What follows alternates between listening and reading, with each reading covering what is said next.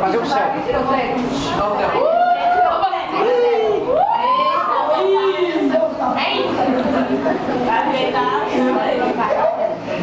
Bom, eu sou o escritor. Vocês já estiveram próximo do escritor? Já pegaram na mão do escritor? Já viram o escritor de perto? Ninguém nunca viu o escritor de perto? Nem um escritor burguês, nascido lá nos Jardins, na Paulista? Nem um escritor periférico assim, que tem filhos que estudam em escola pública, que mora na periferia? Nunca viram? Pô, eu sou um deles. Eu sou um escritor. Você vê que o escritor é um cara comum, assim, né? Sabe? Baixinho, cabeça chata, nordestino, igualzinho a maioria do pai de vocês que são de hoje. Quem tem pai nordestino aqui? Mineiro, pai mineiro, avô mineira. Então, tem algum lugar do Brasil.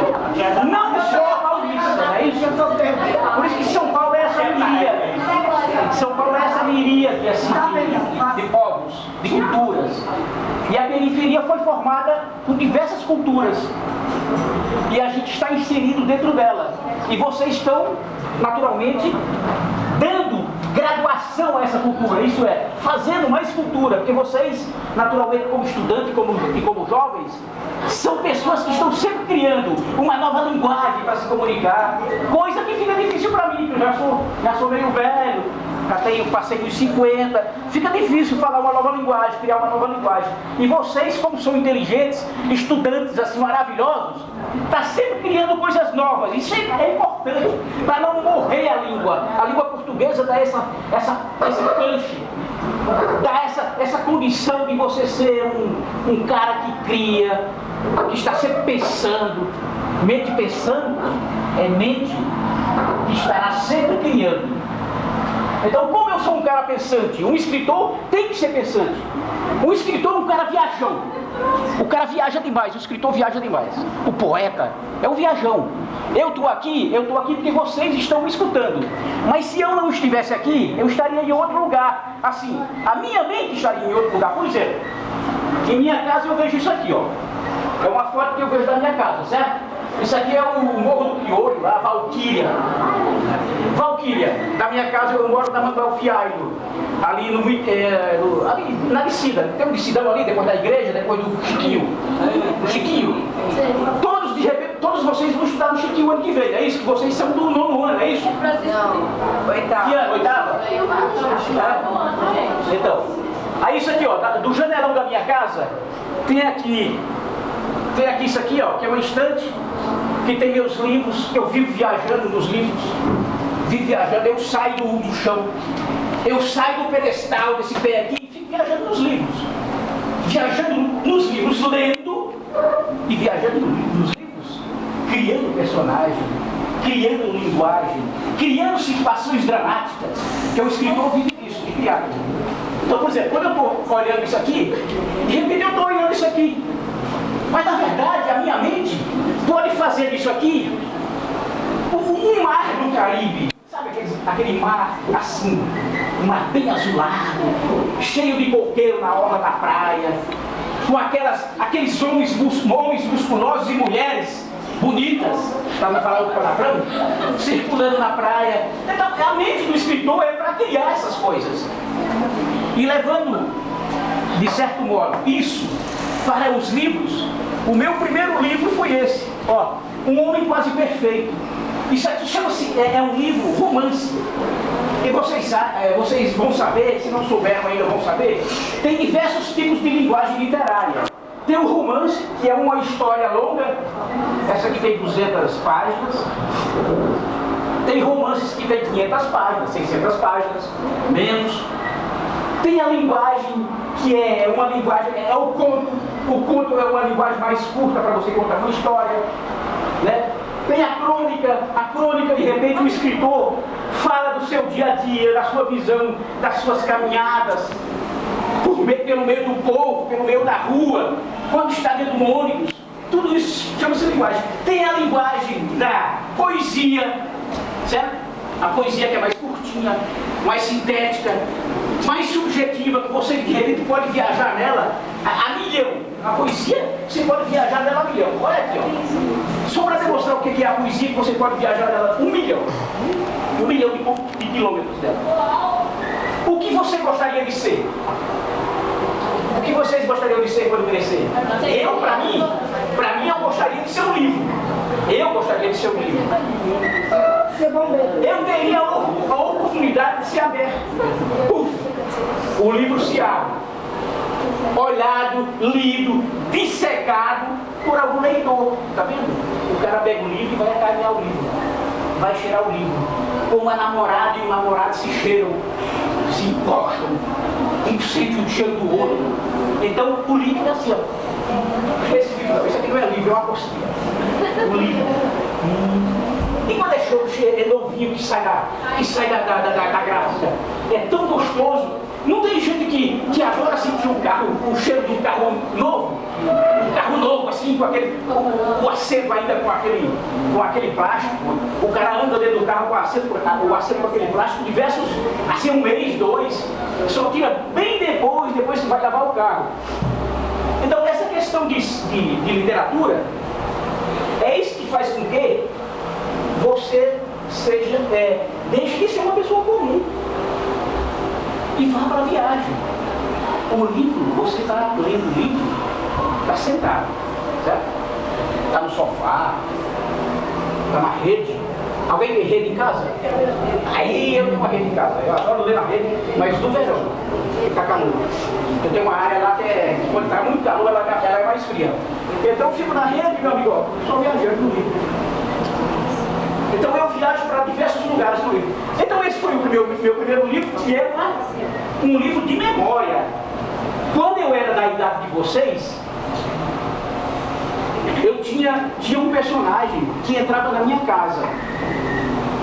Uma pessoa que entrava na minha casa, uma pessoa humilde, lá no sertão nordestino, na Paraíba. Vocês que estudaram geografia sabem onde fica a Paraíba, lá no Nordeste.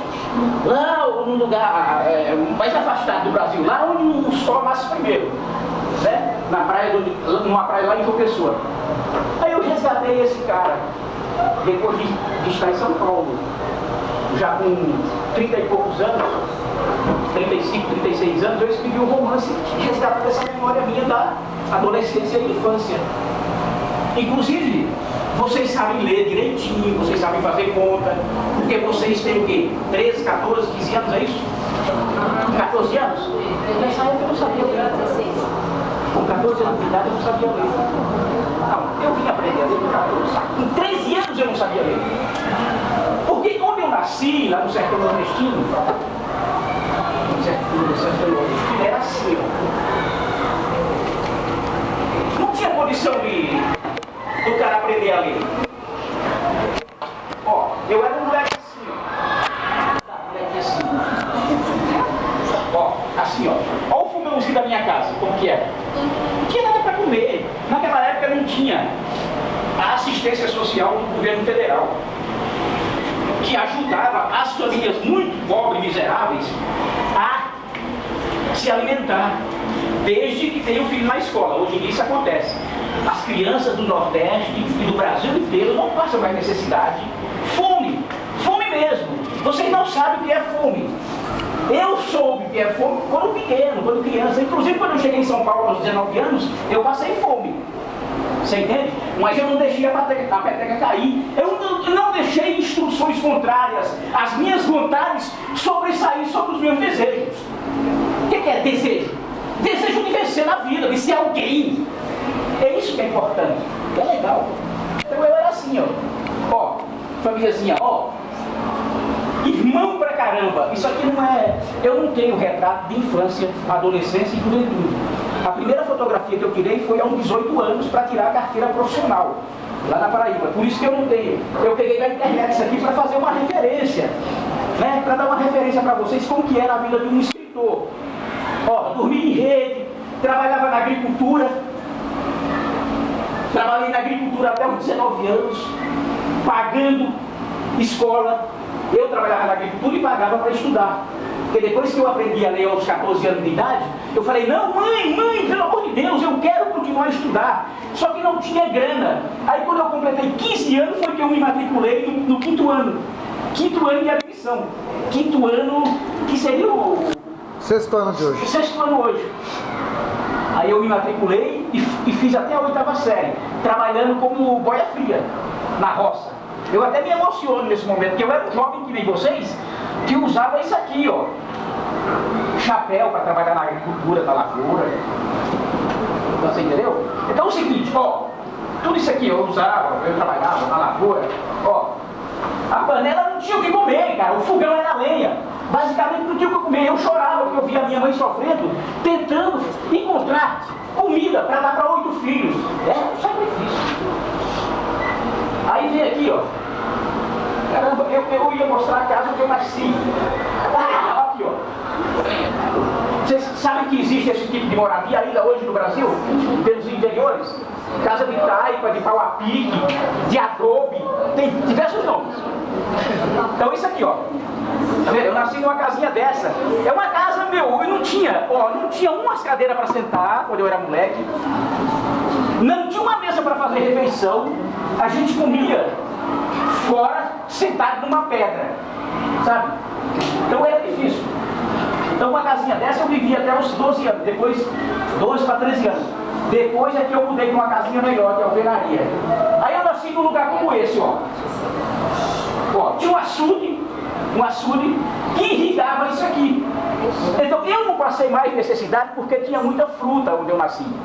Sabe, fruta? Coco, manga, graviola, caju. O que mais? Mexerica, abacate, mamão. Tinha fruta. Eu me salvei. Talvez eu tenha ganhado um pouco de inteligência por causa da fruta. Porque eu comi fruta, se dá, né, meu? Fruta são vitaminas, A, B, C, você entendeu? É importante para o cérebro, as frutas. Então é isso aqui, ó. Aí eu demonstrando isso aqui, aí eu chego aos 19 anos aqui nessa metrópole, ó. Olha a metrópole. Isso aqui me amedrontou, foi um choque. Choque de cultura, choque de situações geográficas, que eu saí dessa região aqui que eu mostrei para vocês, que era um campo aberto com diversas culturas dessas frutas que eu falei para vocês. E cheguei na metrópole, perdido, sem saber para onde ir, com medo de andar nas ruas, porque eu tinha medo de me perder e não saber voltar. Isso foi um choque cultural incrível que eu senti ao chegar em São Paulo pela primeira vez andando na Avenida São João. Quem já foi ao centro da cidade aqui? Praça da Sé, conhece? Pátio do Colégio, aquela região toda. Eu era... Mas também é o seguinte, depois que eu peguei a manha de andar, aí eu fiquei doido. Aí eu queria conhecer a cidade inteira, né? Então foi essa é a questão, então, de eu me apresentar e dizer que a literatura, então, salvou minha mente, minha cabecinha. O encontro desse escritor com os livros, então, fizeram com que eu tivesse vontade de continuar a estudar, coisa que eu não fiz, porque eu fui trabalhar, eu cheguei em São Paulo sonhando em continuar os estudos, que eu tinha terminado a 8ª série. Fiquei sonhando, mas não deu. Aí eu fui trabalhar, fui para a lida diária. Eu precisava sobreviver. E essa questão de sobreviver em São Paulo, você quando chega em São Paulo, um cara como eu, naquela época, chega em São Paulo, a família que fica lá no Nordeste, meus amigos, ficam loucos para receber logo uma grana, que acha que você vai chegar em São Paulo e vai ficar rico, e vai arrumar trabalho que vai ganhar uma grana fodida, e vai mandar para eles. Isso aí. Tudo bem, eu vou falar para vocês um outro, não tem problema. Então a família fica esperando. E naquela época não tinha essa facilidade de você fazer transferência bancária. Você tinha que mandar, pôr o dinheiro numa carta, digamos R$200 numa carta, pôr no correio e o correio enviava para você. Eu fiz muito isso para minha família, porque eles ficam esperando. Você veio para São Paulo. São Paulo, a capital do desenvolvimento, a capital do emprego. E naquela época tinha realmente emprego. Você entende? Você chegava na porta de uma fábrica, ou na porta de um escritório, de uma empresa estrangeira, de uma empresa multinacional, meu amigo, tinha emprego. Hoje, tinha emprego, inclusive, para quem não sabia fazer nenhuma, que nem eu. Eu não sabia fazer nada, cara. Você entende? Não sabia. É claro que... Então, tinha esses empregos. Aí, é claro, eu, com o tempo, eu fui trabalhar no metrô. Ainda bem que eu não fui trabalhar de servente de pedreiro. Sabe por quê? Porque eu tinha a 8ª série. Eu sabia fazer as 4 operações de conta. Aí eu chegando numa empresa chamada Camargo Corrêa, tá precisando de gente para trabalhar no almoxarifado, para receber material, sabe? Esses caminhões de areia, caminhão de cimento, todo tipo de material que uma obra requer para poder a obra ter andamento rápido e não faltar material. Camargo Corrêa é uma construtora, né? Camargo Corrêa é uma construtora. Fez pontes, aí por São Paulo. Aí eu fui trabalhar, cara, na Praça da Sé, porque eu resolvi as 4 operações de conta, assinei o nome direitinho, aí eles me contrataram de carteira assinada para poder trabalhar no almoxarifado. Então, eu não trabalhei de peão, você entende? O famoso peão, entre aspas, que é um trabalhador como qualquer outro, merece respeito. O faxineiro, as meninas, as mulheres que trabalham aqui merecem muito respeito, porque elas estão lá lidando, lá lutando no seu dia a dia para levar o seu ganha-pão honestamente para casa, sabe? São pessoas que não tiveram oportunidade. E às vezes tem muita oportunidade para tudo hoje em dia. Hoje em dia tem de tudo. Se você quiser ser qualquer coisa de profissional, você vai ser, cara. Só não vai ser se não quiser. Se não gostar de entrar naquela questão de ir para cima do saber, da sabedoria, das pesquisas. Se vocês que estão terminando o 8º ano, o ensino fundamental, né? O ano que vem vão para o nono ano, é isso? Isso. Vão para o 9º ano.